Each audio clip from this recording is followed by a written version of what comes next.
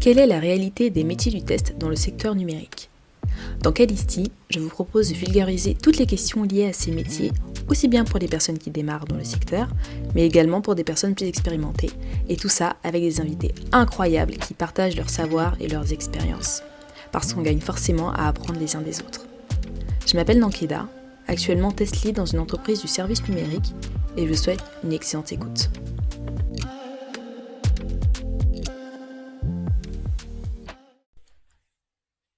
Bonjour, bonsoir à tous, j'espère que vous allez bien.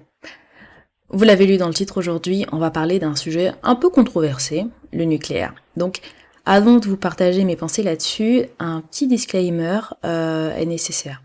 Je suis ni physicienne, ni chercheuse, ni politique, et tout le contenu partagé dans cet épisode n'est que ma vision personnelle des choses, basée sur des recherches personnelles. Alors, je pense que ça ne vous a pas échappé, le dernier film de Christopher Nolan est au centre de toutes les discussions depuis sa sortie il y a une semaine.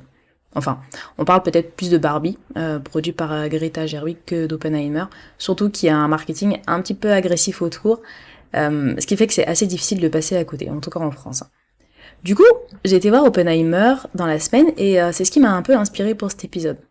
Promis, pas de spoil pour ceux qui ne l'ont pas déjà vu, donc vous pouvez continuer à écouter l'épisode tranquillement. J'ai trouvé que la hype était assez méritée. Cillian Murphy, qui est l'acteur qui joue le rôle du physicien Oppenheimer, est vraiment parfait dans le rôle. D'ailleurs, si vous avez suivi la série Peaky Blinders, vous serez ravis de retrouver un petit peu le côté torturé du personnage. Grosso modo, le film revient sur l'invention de la bombe nucléaire en pleine Seconde Guerre mondiale. Et en sortant de la science, je me suis demandé comment on s'y prendrait aujourd'hui pour tester une bombe nucléaire, en sachant qu'on connaît les conséquences en termes de santé et en termes d'écologie. Et puis je me suis souvenu qu'il y a à peine quelques mois, en février de cette année, la Corée du Nord procédait à des essais en tirant des missiles, je cite, capables d'attaque nucléaire en direction de la mer du Japon. Aujourd'hui, on a 9 pays dans le monde qui possèdent une bombe nucléaire. Le Royaume-Uni, la Russie, les États-Unis, l'Inde, la Chine, le Pakistan, Israël, la Corée du Nord et la France. S'il y en a très peu, c'est parce qu'un traité de non-prolifération des armes nucléaires a été signé par 189 pays en 1986. Aux 9 pays que je viens de citer, on peut quand même ajouter d'autres qui stockent sur leur sol ce qu'on appelle les ogives nucléaires. Donc c'est la partie antérieure d'un projectile, donc des missiles, des torpilles, des roquettes, etc., qui ont donc une partie nucléaire, quoi. Le fait pour un pays d'avoir à sa disposition une arme nucléaire va surtout permettre en fait d'être dissuasif, comme ce qu'on peut voir avec justement la Corée du Nord ces dernières années. À supposer qu'un pays qui n'a pas d'arme nucléaire décide de se mettre à en créer une pour, disons, rentrer dans le cercle privé et avoir un élément de défense supplémentaire, comment est-ce qu'il s'y prendrait ? On est un peu obligé de s'appuyer sur ce qui a déjà été fait en fait. Donc petit retour en arrière. Faut savoir que pendant la Seconde Guerre mondiale et au début de la période de la guerre froide, les tests de bombes atomiques étaient faits en utilisant des dispositifs pour le coup rudimentaires et qui étaient conçus juste pour démontrer la faisabilité même des armes nucléaires. Les tests étaient généralement effectués dans des zones éloignées et très peu peuplées, comme des déserts, et ça permettait de minimiser les risques pour les populations civiles et puis de limiter l'impact des retombées radioactives sur les zones habitées. Soit ces tests-là étaient faits directement dans l'atmosphère, soit ils étaient faits en souterrain. Un peu plus tard, il y a des tests qui ont été faits dans l'eau même. Au niveau des dispositifs, les premières bombes atomiques, surnommées bombes A, utilisaient ce qu'on appelle la fission.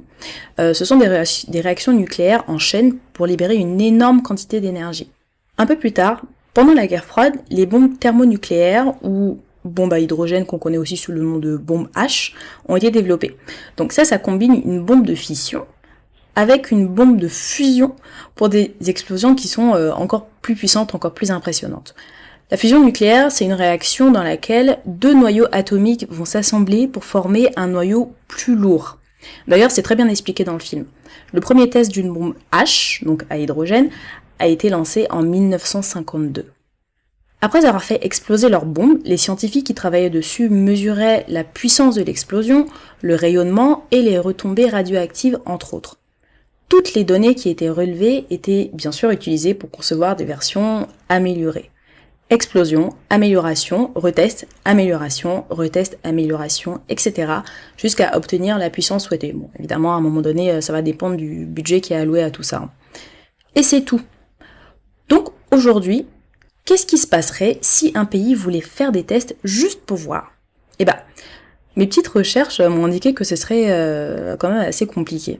Déjà, ce serait considéré comme une violation du TICE et le pays serait condamné par le monde entier. TICE, ça vaut pour traité d'interdiction complète des essais nucléaires.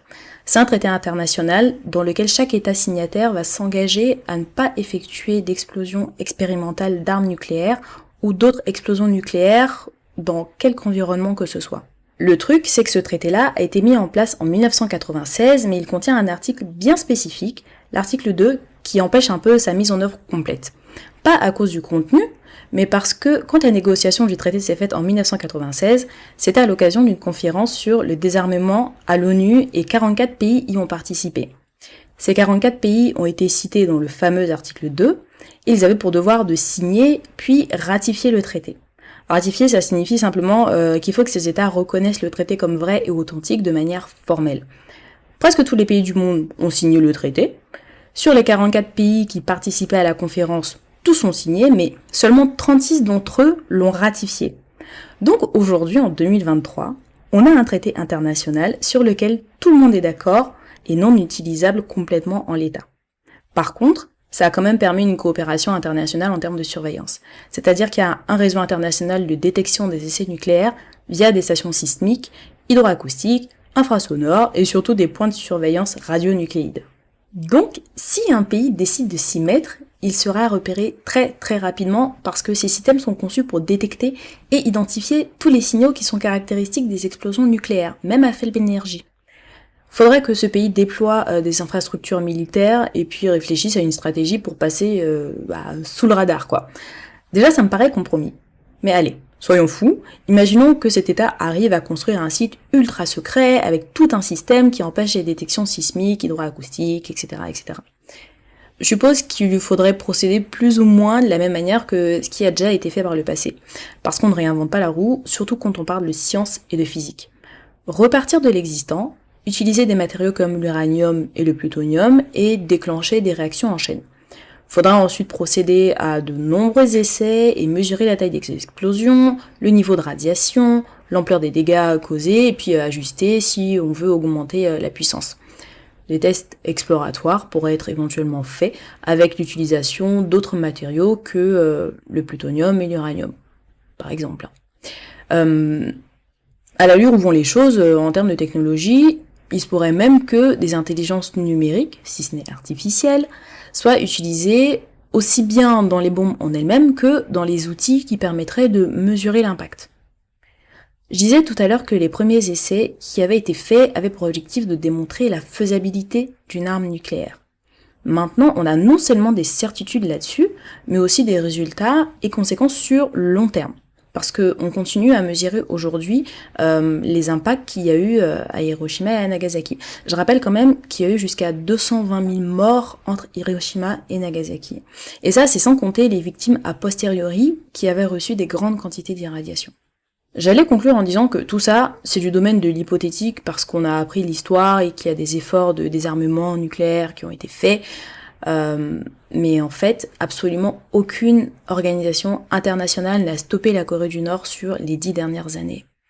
Et sans vouloir être catastrophiste, n'oublions pas que l'être humain est quand même son pire ennemi. C'est tout pour cette semaine. Sur les vacances, j'avais envie de parler d'un sujet qui se voulait un peu léger, mais au final, c'est tout le contraire. En tout cas, je vous recommande d'aller voir Oppenheimer, et vraiment, vous ne serez pas déçus. Si vous avez aimé ce que vous avez entendu, parlez-en autour de vous. C'est le bouche à oreille qui permet de faire connaître un podcast. C'est un métier qui mérite d'avoir plus de visibilité, selon moi, et vous pouvez m'aider justement à le faire connaître. N'oubliez pas de vous abonner au podcast et laissez-moi une petite note sur Apple Podcast, 5 sur 5 de préférence.